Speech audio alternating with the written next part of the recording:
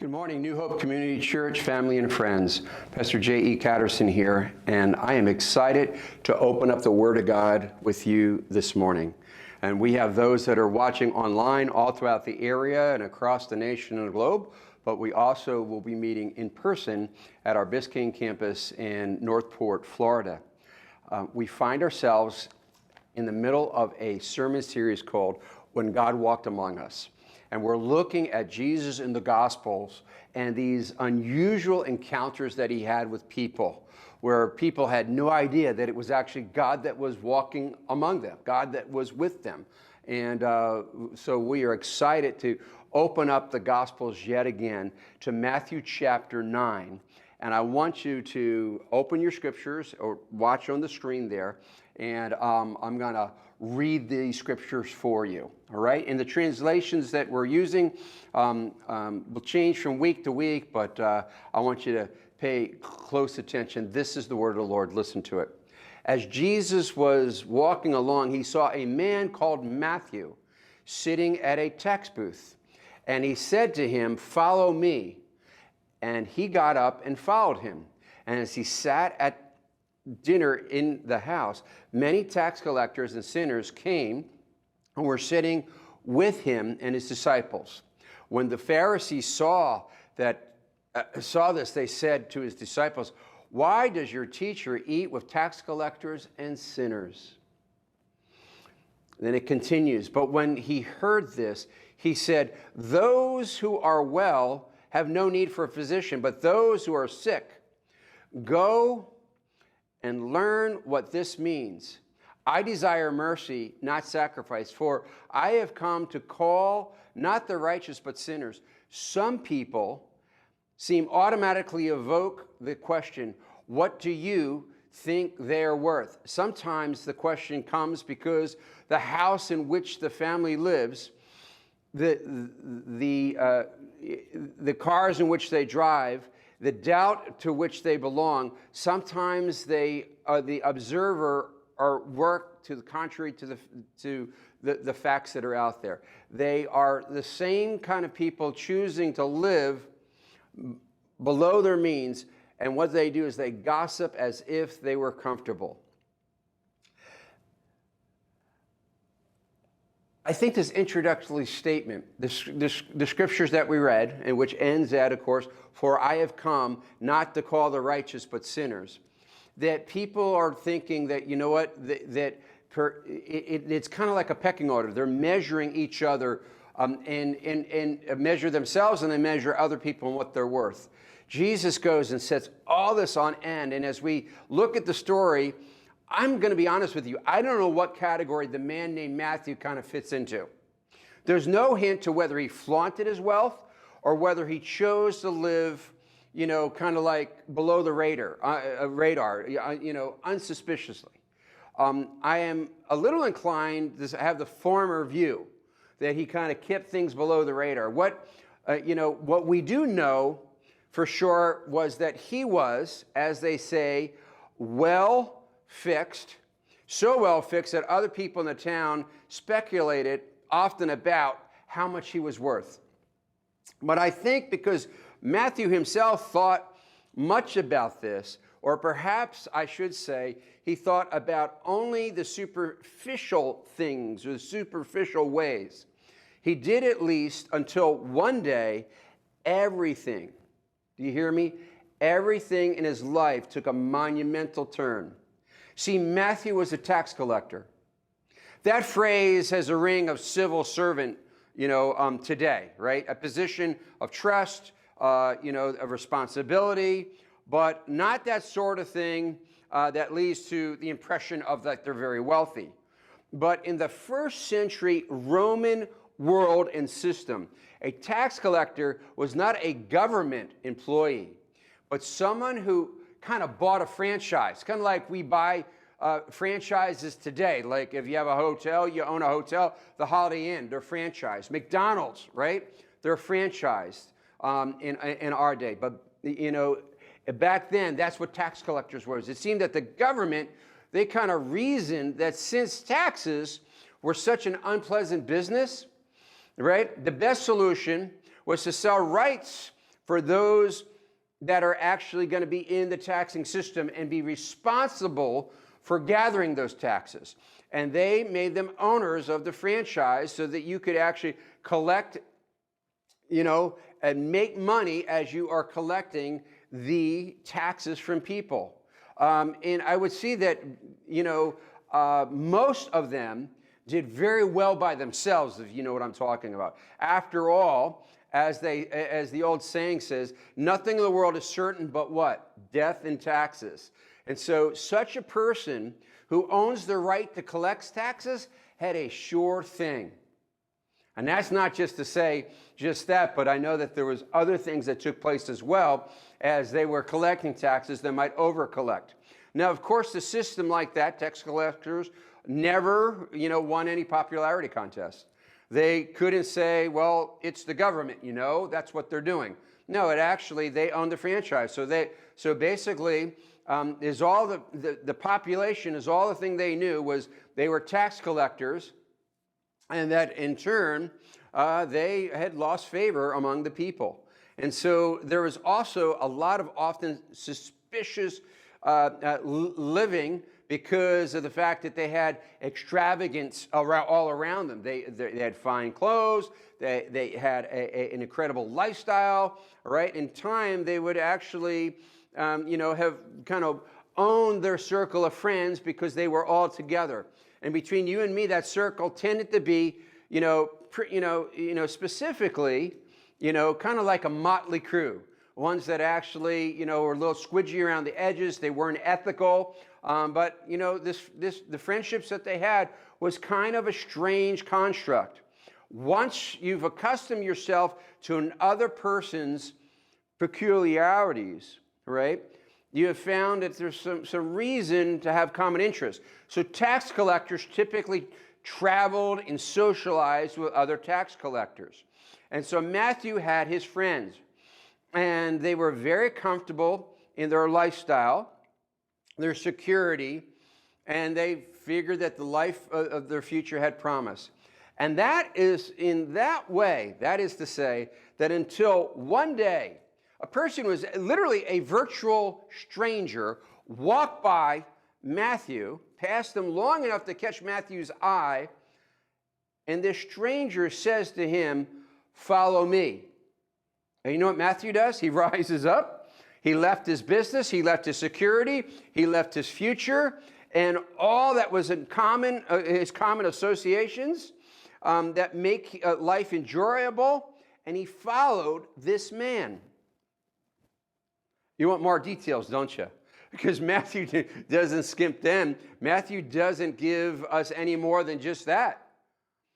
As far as we know, the record has that Matthew, in Matthew's own account, is basically, it's just the bare bones of the details. Listen, Jesus saw a man sitting at a tax booth. "Follow me," he told him, and Matthew gets up and he follows him. That's Matthew 9:9, right? This account is the closest that we have to Matthew's own.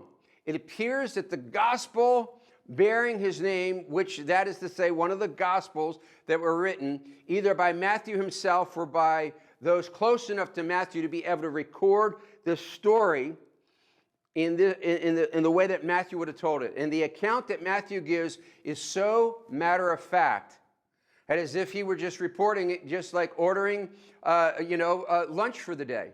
He gives us no emotions, no colorful background, no context or anything. Because suppose you had been his wife or his mother or an older sibling. Matthew had come home that evening to the dinner table and said, "I left my business today." "You mean you came home early?" Right, they would say.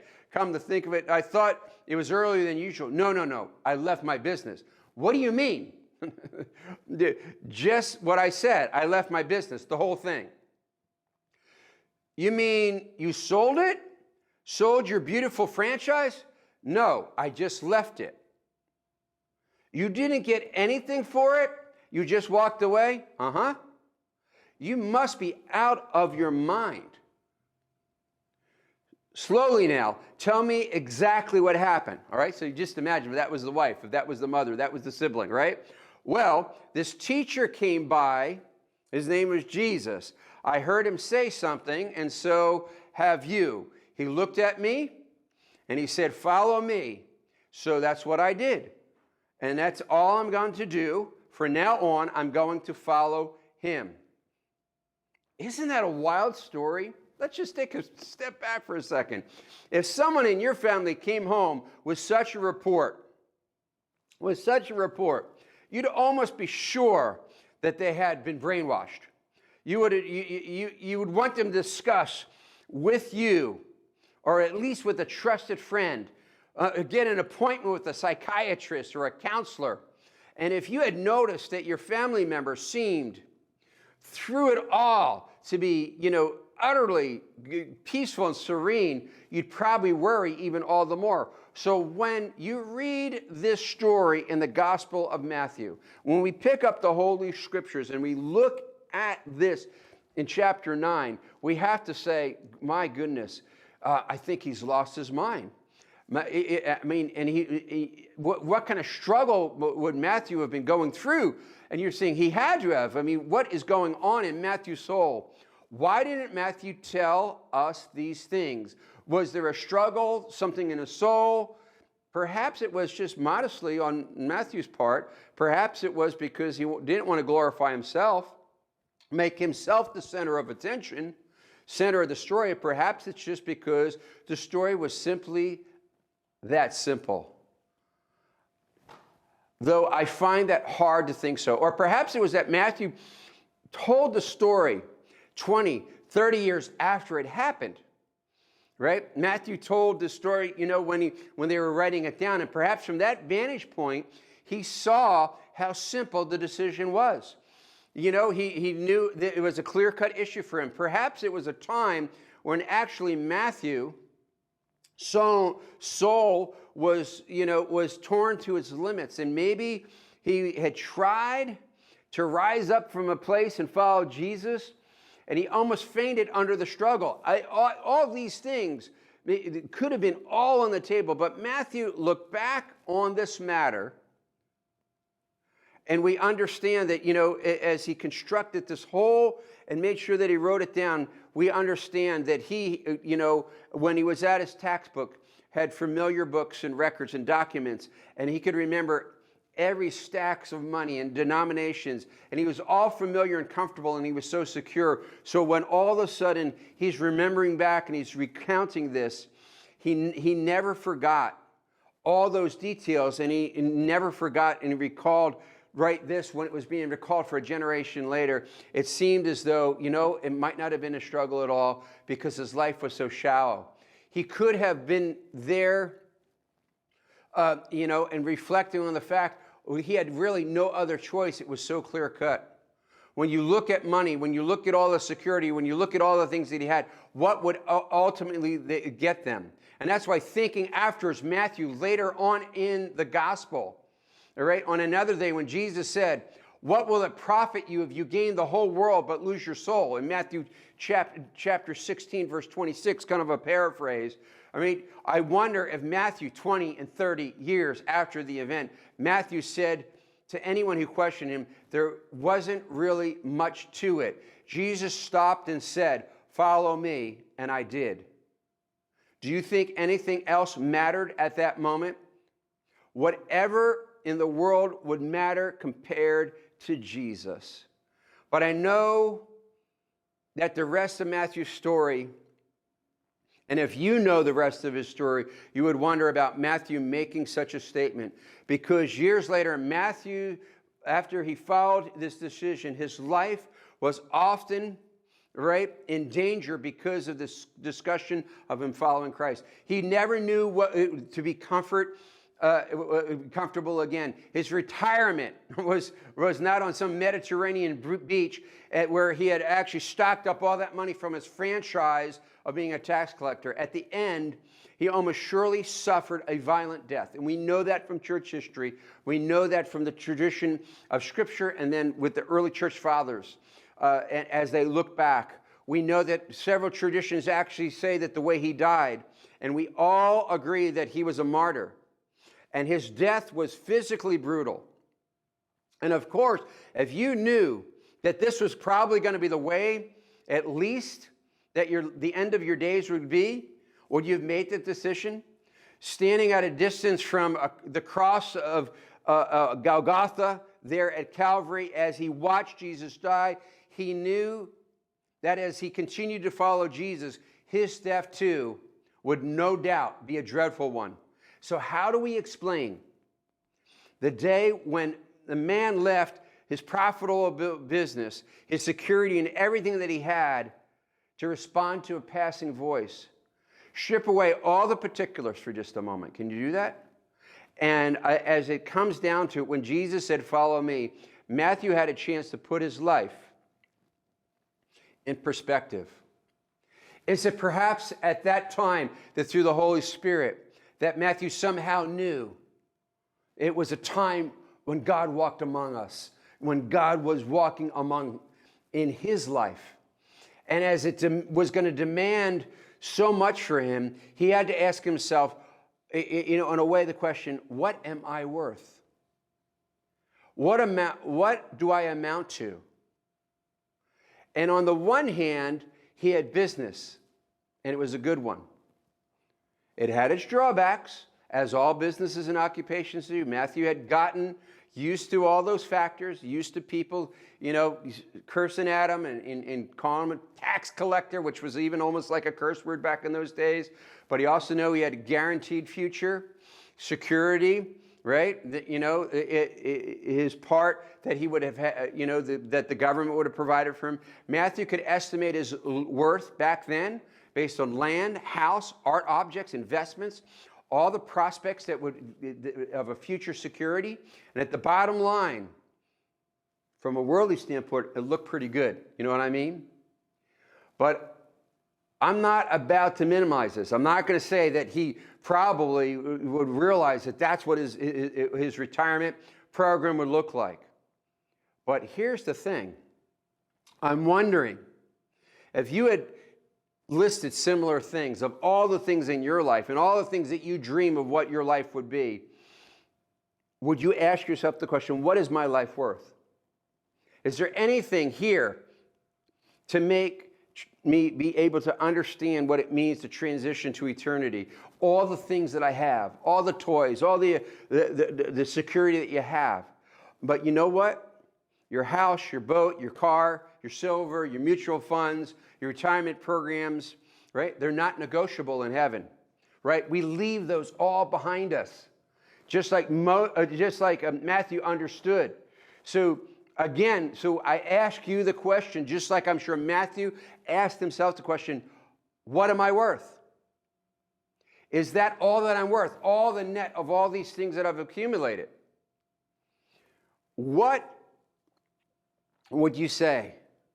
Suppose you're worth more than you think you are, because Jesus stopped by Matthew's place of business. See, God was walking among us and walking among them. Before Jesus stopped at Matthew's place of business, Matthew thought to himself, as a businessman, as a tax collector, and as a man who was worth a fair piece of money. But Jesus put things for Matthew into a new perspective. Matthew began to realize that the more that he counted his worth of all the sum total of his holdings, Matthew realized he had a soul.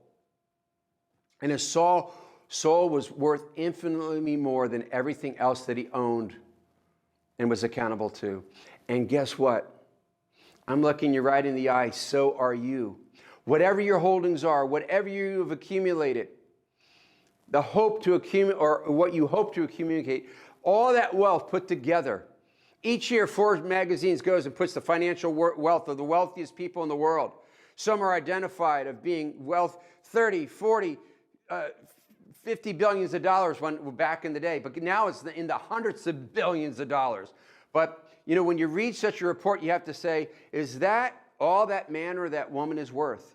I feel sorry for them, to be honest. The price is really inhumanly low. So what will take place if you realize that you're worth more than what you thought.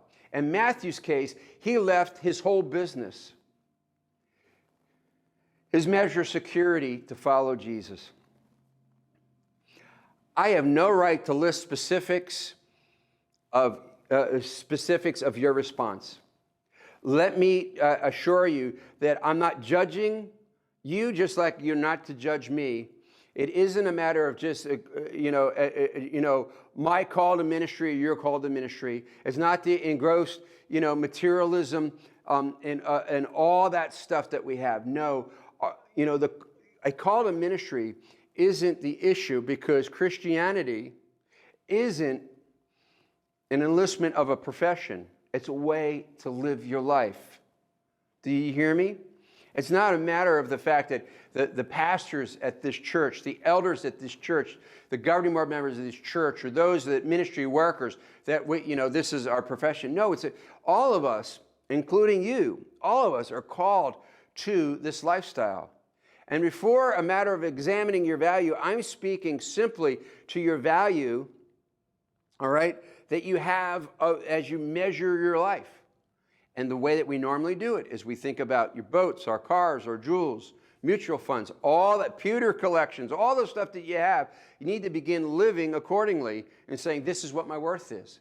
But when you change the conversation to what it was that day when Jesus passed by Matthew at his tax collecting booth franchise and said, follow me, Jesus understood that all his wealth and his accumulation meant nothing, but his soul had an infinite value.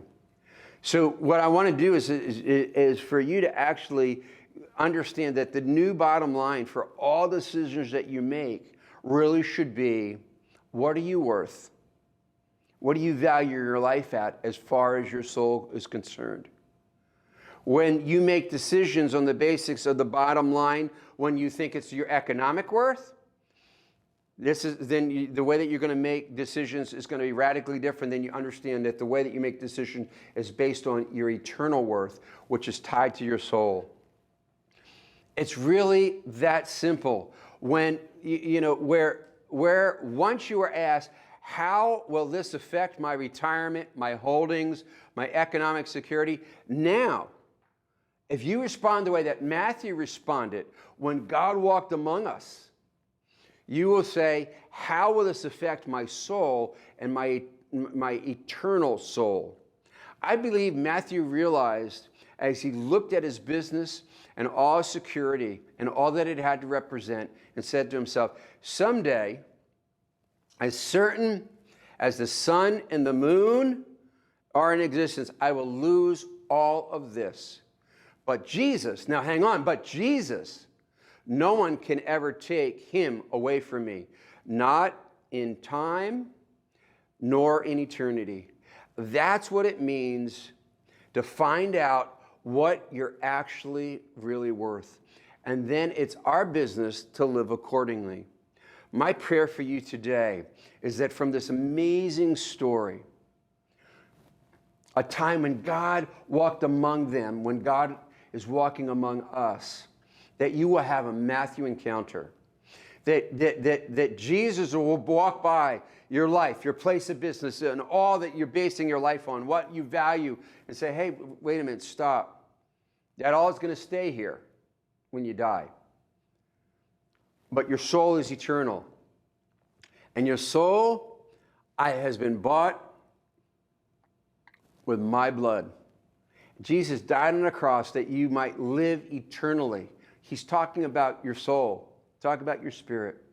And it is my hope and prayer that you will make that decision, that you will be like Matthew, who considered, what am I worth? You're worth far more than you could ever imagine when it comes to your soul. And Jesus died for you. For those who've already said yes to Jesus, it is my hope and my prayer that you would actually use this as a recommitment, a call to say, you know what? Gosh, did I get away from the soul type living? Did I get eternal type living? And I've been so pressured by all the changes that are taking place in our community, in our nation, in the world during this time that seems very chaotic, that we start thinking about our holdings and our security and our homes and our 401k, ZDD funds and all that stuff. And even the way that we make decisions is like, well, how's this going to affect my bottom line? Forget that bottom line. Think about your soul. I pray these things for you this week. God bless you. We love you. We're praying for you as you live it out. Amen.